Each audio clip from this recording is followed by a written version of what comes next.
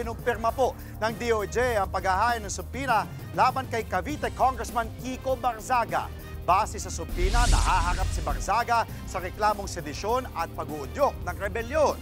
Pinagsusumite ang kongresista ng kanyang counter affidavit.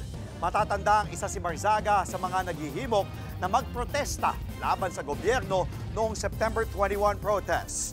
Tinuliksa rin niya ang ilang opisyal sa ilang posts sa social media.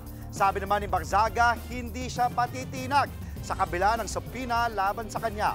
Una nang inalis ng AFP bilang reservist si Barzaga. Naharap din siya sa ethics complaint sa Kamara dahil sa kanyang asal.